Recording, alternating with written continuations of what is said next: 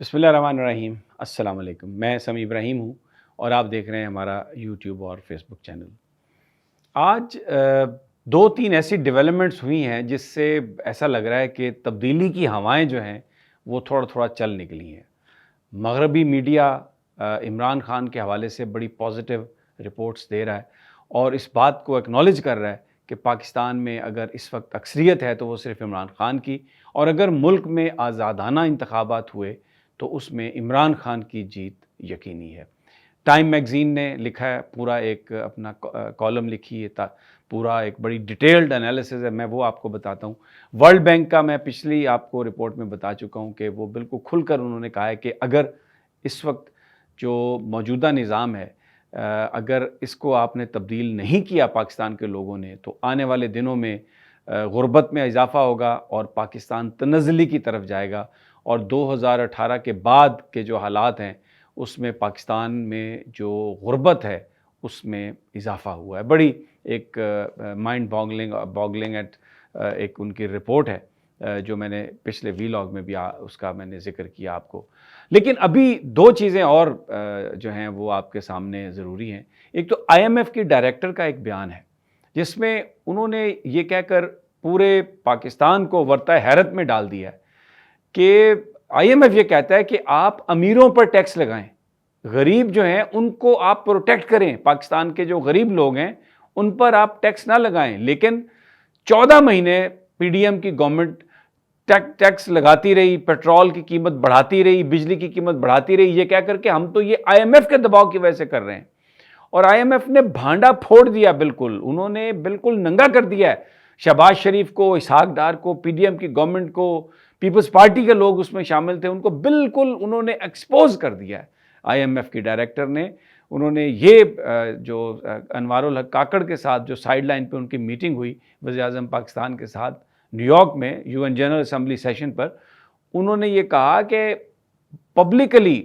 کہ پاکستان میں جو غریب لوگ ہیں ہم چاہتے ہیں کہ ان کی پروٹیکشن ہو، ان کی ویلفیئر ہو، لیکن اس کے ساتھ ساتھ ہم ڈسپلن چاہتے ہیں، تو اس کے لیے ضروری ہے کہ حکومت پاکستان جو امیر طبقہ ہے، جو زیادہ کماتا ہے اس کو زیادہ ٹیکس دینا چاہیے، جو کم کماتا ہے، جو غریب ہے اس پر ٹیکس نہیں اس پر ہونا چاہیے۔ اچھا، اب یہ جو بات انہوں نے کہی ہے یہ ابھی نہیں کہی، میں دیکھ رہا تھا اس میں تو فیبروری میں بھی انہوں نے ایک بات کہی، ابھی اس وقت جو ڈیل نہیں ہوئی تھی آئی ایم ایف کی، ڈیل ہو رہی تھی، تو انہوں نے کہا تھا کہ ملک کو صحیح سمت چلانے کے لیے، یعنی پاکستان کے بارے میں بات کرتے ہوئے، اس بات کو یقینی بنایا جائے کہ زیادہ کمانے والا زیادہ ٹیکس دے اور غریبوں کو پروٹیکٹ کیا جائے اور ان کو رعایت دی جائے۔ لیکن کیا پاکستان کی حکومت نے فائلر نان فائلر کی ڈسٹنکشن کریٹ کی، اور جس سے کوئی جو اکانومی کو ڈاکومنٹ کرنے میں مدد نہیں ملتی۔ پھر کیپٹیو ٹیکس پیئرز یعنی جو تنخواہ دار لوگ ہیں، اور اس کے علاوہ ہمارے ہاں جو آپ دیکھیں لویسٹ ہے tax to G D P ratio 8.6، کیونکہ صرف تنخواہ دار لوگ پیسے دیتے ہیں ٹیکس کے، سرکاری ملازمین دیتے ہیں، جو بڑا بزنس مین ہے منشا کہاں ٹیکس دیتا ہے؟ میں ایک سوال کرتا ہوں، اور بھی میں 20 نام آپ کو لے سکتا ہوں بزنس کمیونٹی کے جو ٹائکون ہیں ابھی جو بیٹھے ہوئے ہیں آ کر وفاقی کابینہ میں، کیئر ٹیکر میں بھی، یہ کہاں پر ٹیکس دیتے ہیں؟ تو آئی ایم ایف نے کبھی یہ نہیں کہا۔ تو اب لگ یہ رہا ہے کہ جب آئی ایم ایف نے ایکسپوز کیا انہیں، تو ایک اسلام آباد میں یہ خبر چل رہی ہے کہ شاید اس دفعہ پیٹرول کو 10-12 روپے پر لیٹر سستا حکومت کرے، کیونکہ آئی ایم ایف نے تو بالکل ایکسپوز کر دیا ہے۔ آئی ایم ایف کی ڈائریکٹر نے ایک بڑی عجیب بات انہوں نے کی ہے۔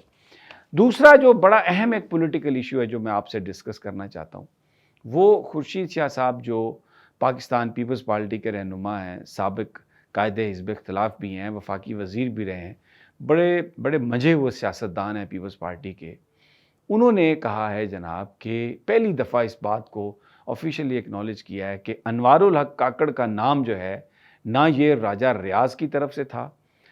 نہ یہ پاکستان پیپلز پارٹی کی طرف سے تھا، نہ یہ پاکستان مسلم لیگ نواز کی طرف سے تھا، شہباز شریف کے پاس بھی یہ نام نہیں تھا۔ یہ چٹیں جو ہیں یہ دی گئیں، اب چٹیں جو دی گئیں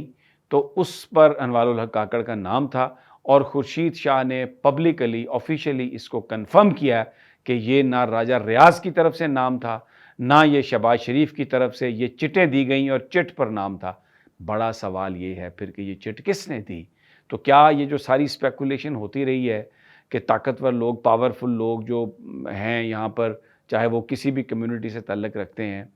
are they are the ones who are calling shots? یہ بڑا ایک عجیب بیان دیا ہے خورشید شاہ صاحب نے۔ اور ایک اور نئی انہوں نے بات کہی ہے، انہوں نے کہا ہے کہ اس وقت کیئر ٹیکر پرائم منسٹر انوار الحق کاکڑ نہیں ہیں، راجہ ریاض، یہ جو سید خورشید شاہ صاحب ہیں،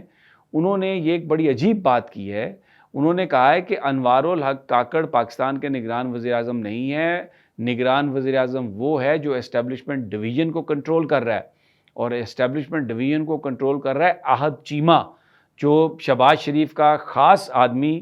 جو ان کے ساتھ کام کرتے رہے، سرکاری افسر تھے۔ پنجاب میں جب شہباز شریف وزیر اعلیٰ تھے تو 56 کمپنیاں، یہ وہ سب کچھ جو کچھ بھی بنوائیں، اور پورا جو بیوروکریسی ہے پنجاب کی اس کو کنٹرول کرتے تھے احد چیمہ۔ پھر انہوں نے استعفیٰ دے دیا بیوروکریسی سے، اور ابھی اس نگران کابینہ میں وہ ایڈوائزر ہیں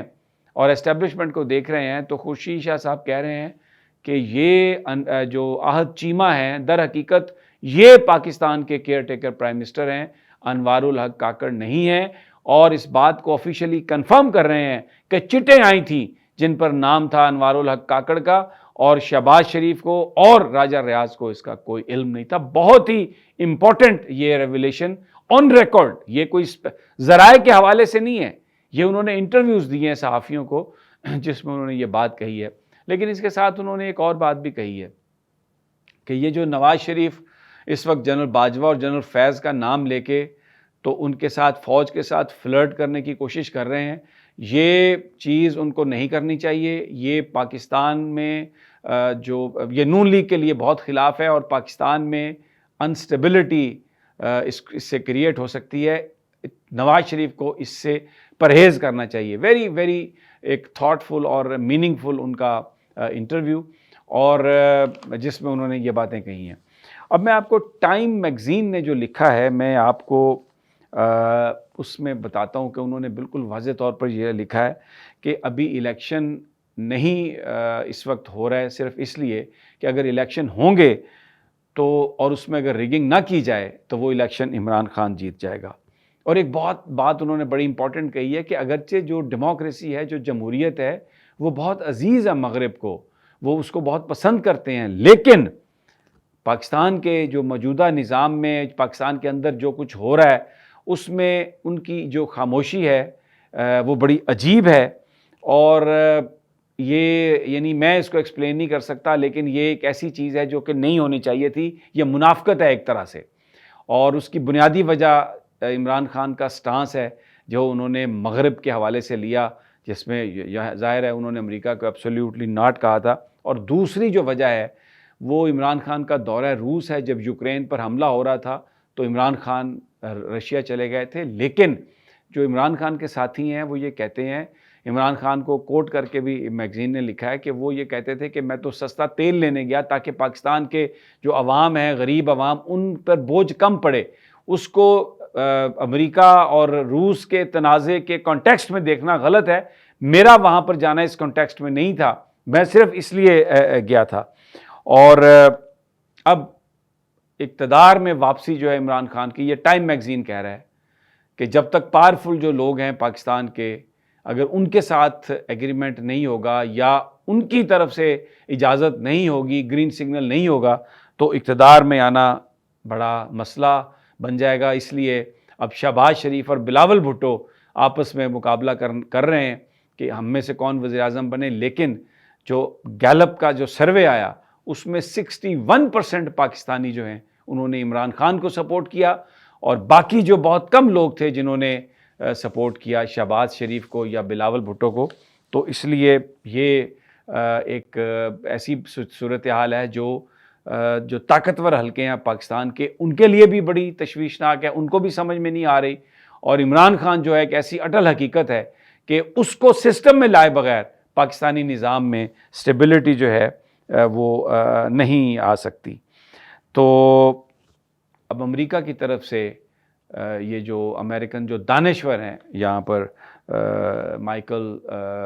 کوگل مین، ان کا یہ کہنا ہے کہ خان کو اجازت جو ہے الیکشن میں لڑنے کی دینی پڑے گی۔ اجازت دیجیے، اگلی ویڈیو تک انشاءاللہ جلد ملاقات ہوگی، اللہ نے کے بعد۔